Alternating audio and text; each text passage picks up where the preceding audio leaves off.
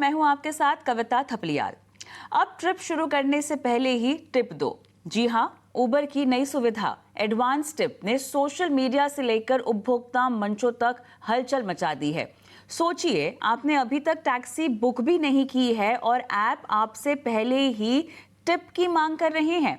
इस नई व्यवस्था पर देश की केंद्रीय उपभोक्ता संरक्षण प्राधिकरण सीसीपीए ने सख्त रुख अपनाते हुए उबर को नोटिस भी भेजा है। सवाल यहाँ पे जो खड़े हो रहे हैं वो बहुत बड़े हैं। सवाल यहाँ पर यह है कि क्या ये टिप है या छिपा हुआ दबाव? क्या उबर इस सुविधा के नाम पर यात्रियों को मानसिक रूप से मजबूर कर रहा है कि वो ड्राइवर को पहले से ही कुछ दे दें, चाहे सेवा कैसी भी मिले? सोशल मीडिया पर इसको लेकर प्रतिक्रियाएं काफी तेज हैं। कोई इसे मनमानी कह रहा है, कोई इसे लूट कह रहा है।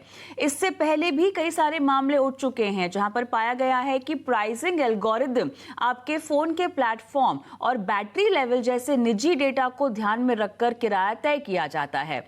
उबर ने ये बात को स्वीकार और उन्होंने ये कहा कि वो यूजर बिहेवियर पर अध्ययन करते हैं, लेकिन जैसे कि अगर बैटरी लेवल की बात हो गई हो, लेकिन उन्होंने इस बात से इनकार कर दिया है कि किराया तय करने के लिए इस डेटा का इस्तेमाल होता है। लेकिन इन सारी बातों को अगर हम देख लें तो सवाल यहां पर यह होता है कि किराया तय किया जा रहा है किस बिना पर? डेटा के इस्तेमाल को आप यूज कर रहे हैं किराए को तय करने के लिए। क्या ये डेटा प्राइवेसी और ट्रस्ट का उल्लंघन नहीं है? आलोचकों का मानना है कि ये गुप्त शोषण मॉडल है जो आम यात्रियों को समझ में नहीं आता। और कई बार यहाँ पर सवाल खड़े किए गए हैं कि डिजिटल ऐप्स की पारदर्शिता आखिर कितनी पारदर्शी है? क्या किराए का खेल सिर्फ मांग और आपूर्ति का ही है या अब इसमें तकनीक के नाम पे चालाकी भी है? आज हम इन्हीं बड़े सवालों की तह तक जाने की कोशिश करेंगे, क्योंकि सवाल सिर्फ किराए का नहीं है, सवाल है भरोसे का। जो पैनलिस्टों के सामने हम सवाल रखने वाले हैं वो है कि किराए के नाम पर छिपे हुए चार्जेस क्या अब ये नया नॉर्मल मान लेना चाहिए? सीसीपीए के नोटिस के बाद भी क्या कंपनियां सुधरेंगी? टेक्नोलॉजी की आड़ में चल रहे क्या ये एक नया शोषण का मॉडल है? क्या ऐप्स की पारदर्शिता पर सरकार को सख्ती दिखाने की जरूरत है? और क्या वक्त आ गया है कि सख्त सजा का ऐलान किया जाए इस तरह के मामलों में? मेरे साथ खास मेहमान जुड़ गए हैं। तनवीर पाशा प्रेसिडेंट हैं ओला और उबर ड्राइवर एसोसिएशन के, professor Bejon Kumar Mishra consumer policy expert. आप दोनों का स्वागत है हमारी इस बेहद खास पेशकश में। और बेजौन सर, शुरुआत आपसे करना चाहती हूँ, क्योंकि सवाल यहाँ पर यह है कि उबर के एडवांस टिप का जो फीचर है जिसका सीसीपीए ने अब संज्ञान भी लिया है, देखिए उपभोक्ता के लिहाज से अगर मैं देखूँ तो वो तो मनमानी मानेंगे उसको, वो तो लूट मानेंगे, क्योंकि वैसे भी सर्च प्राइसिंग को लेकर, एल्गोरिदम प्राइसिंग को लेकर बहुत हल्ला मच चुका है। कानूनी तौर पर सर समझाइएगा कि ये किन किन प्रावधानों का उल्लंघन है सर? देखिए कविता जी, सबसे इम्पोर्टेंट जो मुद्दा है जो कंज्यूमर राइट्स का है वो है right to information, which means जो भी चीज आप कर रहे हो उसमें पारदर्शिता होना चाहिए, उसमें ट्रांसपेरेंसी होना चाहिए, उसमें सरल भाषा में उपभोक्ताओं को समझाना चाहिए कि आप किस ढंग का प्राइसिंग कर रहे हैं, क्यों इस ढंग का प्राइसिंग कर रहे हैं, ताकि एक आम उपभोक्ता समझ सके कि हम यदि ये कीमत दे रहे हैं हमको उस कीमत का वैल्यू मिल रहा है कि नहीं, ये जरूरी है। और इसीलिए 2019 में जब नया कानून आया कंज्यूमर प्रोटेक्शन एक्ट 2019 में, तो एक अथॉरिटी बना जिसका काम है सेंट्रल कंज्यूमर प्रोटेक्शन अथॉरिटी, कि वो एक संतुलन बनाकर बिजनेस को इस ढंग से चलाएं कि जब बिजनेस भी बंद ना हो और कंज्यूमर को धोखा या कंज्यूमर का शोषण ना हो, कंज्यूमर को सुरक्षित महसूस हो। उसी के लिए ये अथॉरिटी बना गया। ये अथॉरिटी का मेन मुद्दा क्या है? मेन मुद्दा है जो 6 राइट्स है कंज्यूमर्स का, वो बरकरार रहना चाहिए, इंटैक्ट होनी चाहिए, कोई भी उल्लंघन नहीं हो उस राइट्स का। दूसरा, उनको टाइम टू टाइम इन्वेस्टिगेशन करना चाहिए। जैसे आपने कहा कि ये जो एल्गोरिदम वो लोग यूज कर रहे हैं, ये जो प्राइसिंग मैकेनिज्म यूज कर रहे हैं, तो ये सारे काम का सुपरविजन और सर्वेलेंस सेंट्रल अथॉरिटी को करनी चाहिए। उनके पास अपना सॉफ्टवेयर लोग होनी चाहिए जो इसको क्रैक कर सके कि ये लोग किस ढंग से प्रॉफिट कमा रहे हैं, किस ढंग से ये लोग ओवर चार्जिंग कर रहे हैं, प्रॉफिटियरिंग कर रहे हैं, अनफेयर ट्रेड प्रैक्टिसेस कर रहे हैं। जैसे आपने जो मुद्दा दिया कि हम राइड लेने के पहले ही हम उनको टिप दें, ये कौन सा मतलब हुआ? हम तो टिप तो तब देंगे जब हम खुश होंगे और हमको अच्छा लगेगा कि हमको ड्राइवर्स को कुछ टिप देना है, वो मेरे ऊपर है, वो मेरे प्रेरोगेटिव है। आप जबरदस्ती कैसे हमारे ऊपर थोप सकोगे? तो उसके लिए एक कंसेंट जो होता है, उसका भी एक नमूना होता है, उसका भी एक प्रक्रिया होता है। वर्ल्ड ओवर में कंज्यूमर का कंसेंट लेना किस ढंग से लेना चाहिए ताकि एक एविडेंस हो, ये सारी चीजों को एक साइंटिफिक रूप से देखना चाहिए और वो आम उपभोक्ता नहीं कर सकता है, एक आम कंज्यूमर ऑर्गेनाइजेशन नहीं कर सकता है। तो इसलिए अथॉरिटी के पास पावर है कि इस ढंग के वो लोग हस्तक्षेप करके इस ढंग के टेक्नोलॉजी को समझें, इस ढंग के टेक्नोलॉजी समझने के लिए जो साधन चाहिए वो उनके पास पर्याप्त है। कंज्यूमर वेलफेयर फंड में इतने पैसे हैं कि वो लोगों को खुद को नहीं मालूम कि हम खर्च कहाँ करेंगे और किस ढंग से करेंगे।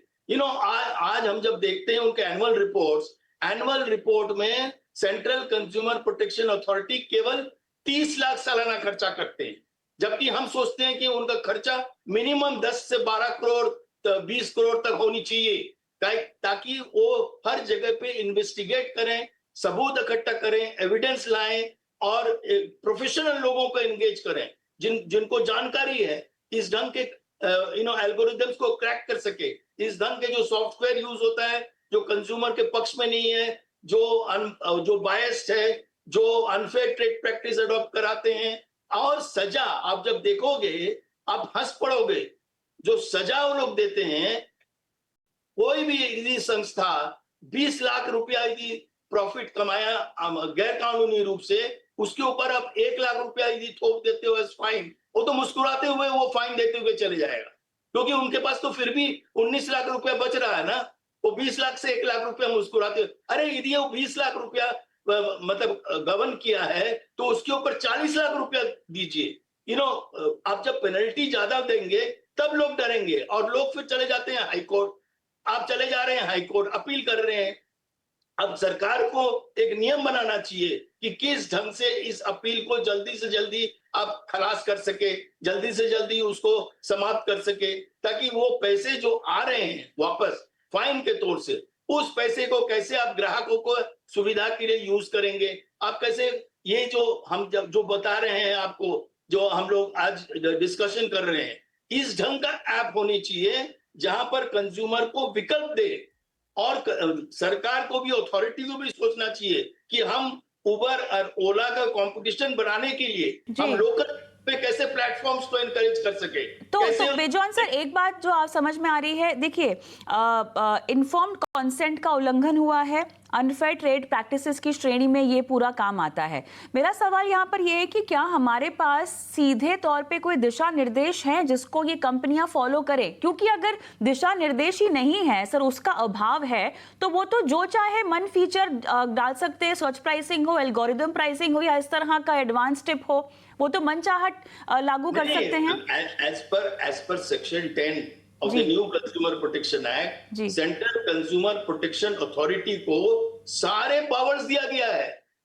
वो इनफैक्ट डायरेक्ट कर सकते हैं, वो उनको बाध्य कर सकते हैं। से अभी तो कुछ नहीं है, वो बाध्य कर सकते हैं, वो बाध्य कर सकते हैं, लेकिन अभी हमारे पास कोई रूल्स लेड डाउन है नहीं जिसके अंतर्गत उनको काम करना होगा, ऐसा है? नहीं है ना, कौन बोला नहीं है? ओके तो नियमों का उल्लंघन हो रहा है, फिर तो सीधा उल्लंघन हो रहा है जी। तो यही कह रहे हैं कि सेंट्रल कंज्यूमर प्रोटेक्शन अथॉरिटी को और एक कड़ी रूप लेकर आना चाहिए। बिल्कुल, सजा का प्रावधान करना चाहिए। जो आपने बात कही ना, सजा बहुत कड़ी होनी चाहिए। तनवीर साहब भी मेरे साथ हैं। तनवीर जी, आपको ये कितना सही लगता है, बताइएगा। आपको ट्रिप तो शुरू हुआ नहीं आपका, लेकिन आप पहले उनको टिप दे दीजिए। कैसे कहेंगे, कैसे समझाएंगे इसको आप? एक सारे हमारे ड्राइवर भाई लोगों की तरफ से मैं क्लैरिटी दे देता हूं आपको जी।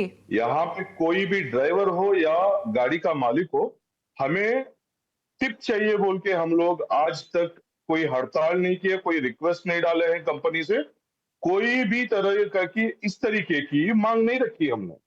हम कमाते हैं मेहनत से, हम अगर सर्विस अच्छी दे रहे हैं क्योंकि हम किराया लिए हैं और किराया ले रहे हैं, इसलिए हमें सर्विस देना भी है। हमारी सर्विस को देख के फिर से खुश होकर टिप्स देना, ये जो पद्धति है, जो संप्रदाय है, इसके खिलाफ है हम। खासकर हमारे ड्राइवर भाई कोई भी टिप के उम्मीदवार नहीं है।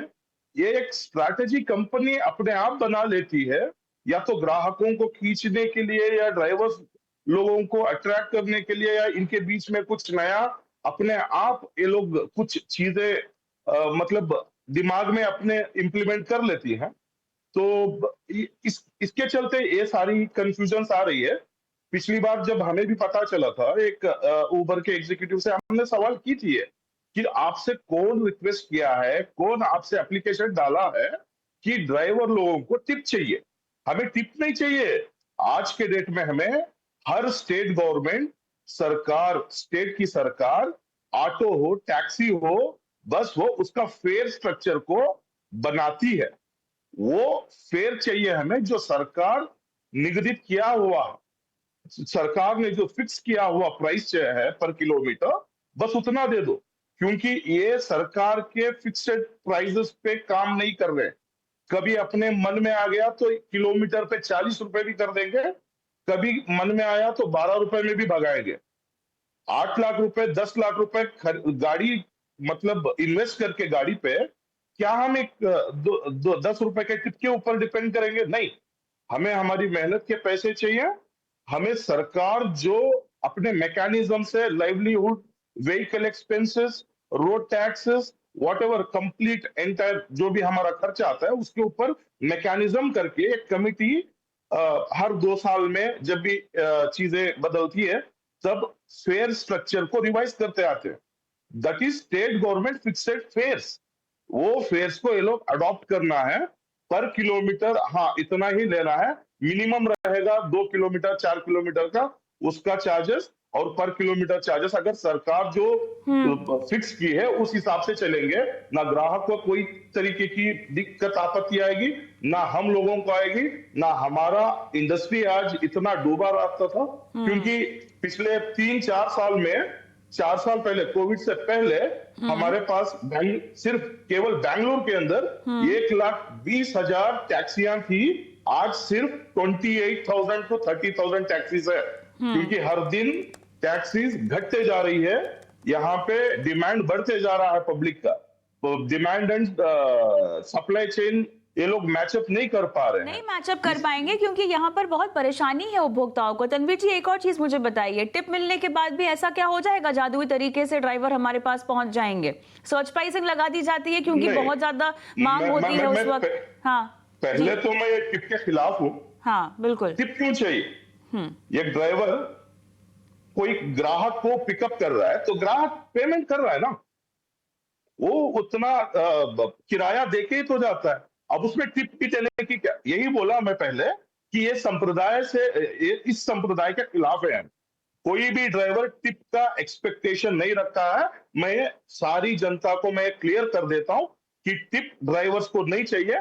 जो सरकार फिक्स्ड प्राइसेस दी है वो बस हमें प्राइसेस मिल जाए और हम खुश हैं। अब वो भी प्राइसेस नहीं मिल रहे हैं हमें। ये तो सिर्फ एक एप्लीकेशन के बेस पे लोग, आज कोई इनका मैकेनिज्म नहीं है, कोई मैन्युफैक्चरिंग यूनिट्स नहीं है इनके, एक एप्लीकेशन मीडिएशन प्लेटफॉर्म बना के आज ये अपने आप पूरा कंट्रोल कर रहे हैं। मार्केट को, डिमांड एंड सप्लाई चेन को, ट्रांसपोर्ट सिस्टम को कंट्रोल कर रहे हैं, रूल्स एंड रेगुलेशंस को वायलेट कर रहे हैं। तो केंद्र सरकार बहुत देर से जागी है। इनको तो बहुत पहले जाग जाना चाहिए था। अभी एक नोटिस भेज के चुप नहीं हो सकते। नहीं, इनके ऊपर सख्त कार्रवाई, ऐसे बहुत सारे होनी चाहिए। बिल्कुल। और बेजान सर ऑडिट भी तो होना चाहिए ना। इन कंपनियों को ऑडिट कराने, इनका तो कराने का अधिकार रखता है ना सीसीपीए, तो ऑडिट क्यों नहीं करा जाना चाहिए? क्योंकि ये हर वक्त मामले उठते हैं। एडवांस टिप तो ये नया मामला है। इन पूरे सवालों की झड़ी में हम देखें बेजान सर, एडवांस टिप्स तो अभी आया है। सर्च प्राइसिंग ले लीजिए, एल्गोरिथम प्राइसिंग ले लीजिए, ड्राइवर्स का ट्रिप कैंसिल करना और वो भी उसका भी खामियाजा उपभोक्ता को भरना पड़ता है, ग्राहक को भरना पड़ता है। वो भी एक बहुत बड़ा मामला है जो कि बार बार उठा है। तो इन कंपनियों का ऑर्डर क्यों नहीं कराया जा सकता? देखिए कविता जी, हम ये कहना चाहेंगे कि तनवीर जी को हम बहुत केयरफुली सुने हैं और तनवीर जी ने बहुत सही बताया कि हमको उतना किराया चाहिए जो कानूनी रूप से बांधा गया है, जो हर स्टेट गवर्नमेंट बांधते हैं। उनके ट्रांसपोर्ट डिपार्टमेंट बैठकर एक फेयर स्ट्रक्चर बनाते हैं आप उससे ज्यादा नहीं ले सकते हो, उससे कम ले सकते हो। यू सी वो एक जो मार्केट फोर्सेस की बात है, जब ये एग्रीगेटर्स को अलाउ किया गया, ये टेक्नोलॉजी ले आकर एग्रीगेट कराना टैक्सीज को, ताकि ज्यादा एम्प्लॉयमेंट हो, ज्यादा गाड़ी रास्ते पे आए, कंज्यूमर को चॉइस मिले, कंज्यूमर को उस ढंग का चॉइस मिले कि उसको कम से कम पैसे में अच्छा से अच्छा सेवा मिले।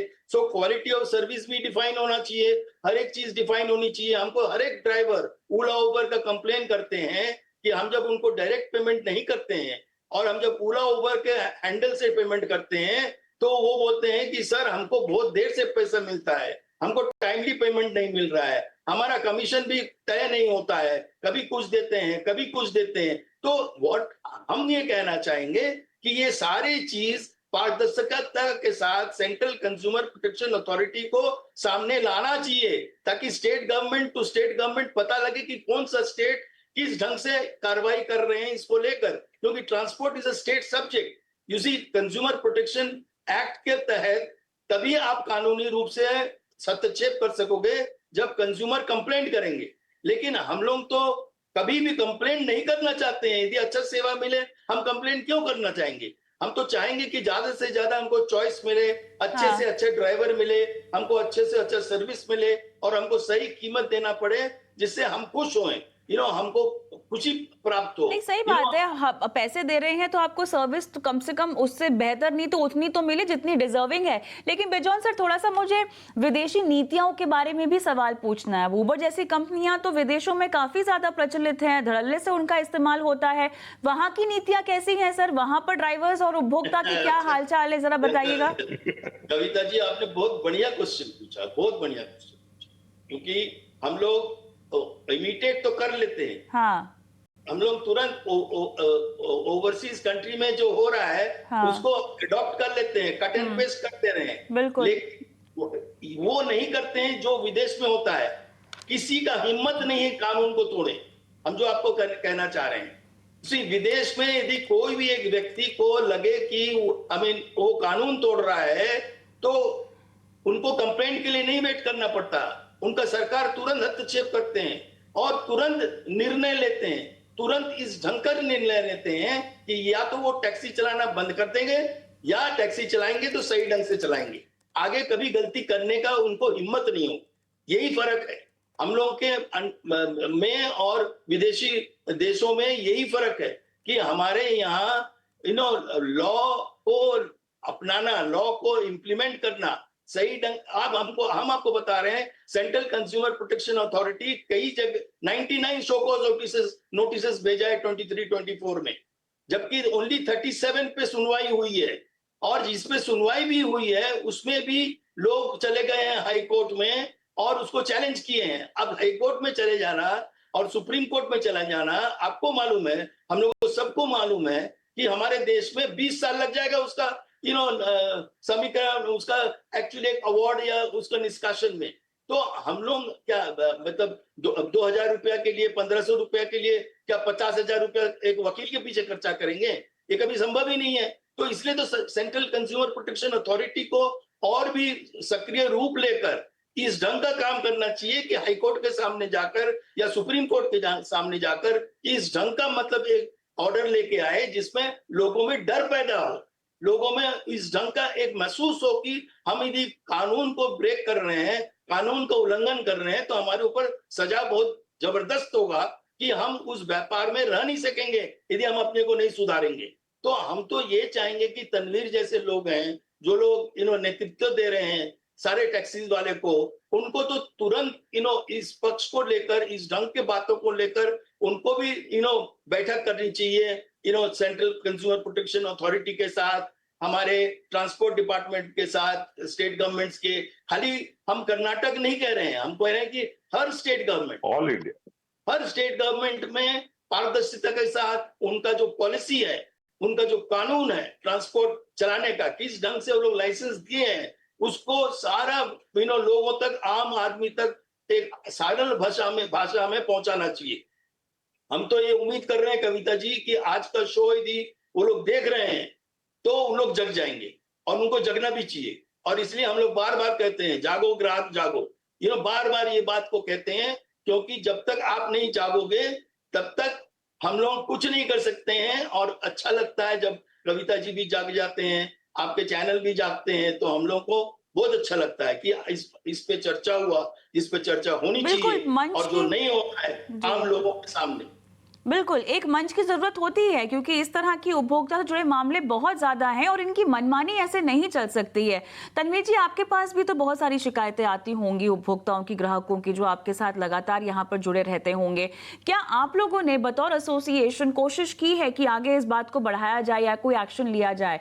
आप तो बता रहे थे कि यहाँ पर इनके दफ्तर भी नहीं है, तो बात किससे की जाए? आप लोगों की गुहार भी नहीं सुनी जाती है, क्या ये मामला भी है?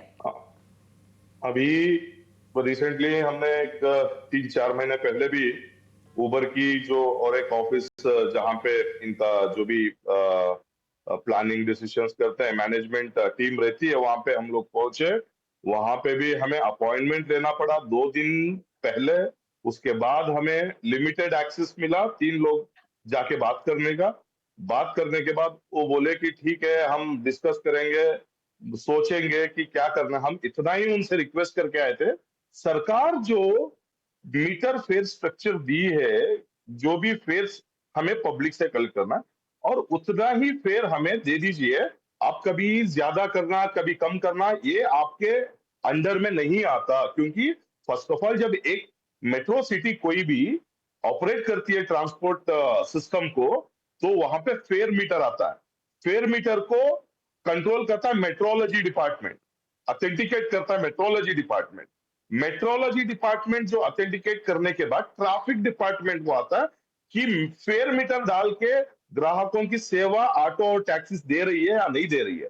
और फेयर स्ट्रक्चर डिसाइड करने का एक कमिटी बनती है, जहां पे डीसी जो सिटी के डिस्ट्रिक्ट कलेक्टर होते हैं वो, और आरटीओ सारे मिलके उनकी कमिटी में फेयर स्ट्रक्चर डिसाइड होता है। इतने सारे लोग मिलके एक मैकेनिज्म सिस्टम पे काम कर रहे हैं, और ये एक एप्लीकेशन लाके मोबाइल में फेयर स्ट्रक्चर दिखा के, सुबह 200 रुपए वही डिस्टेंस पे, शाम में 400 रुपए, बारिश आ गया तो 600, धूप में 800।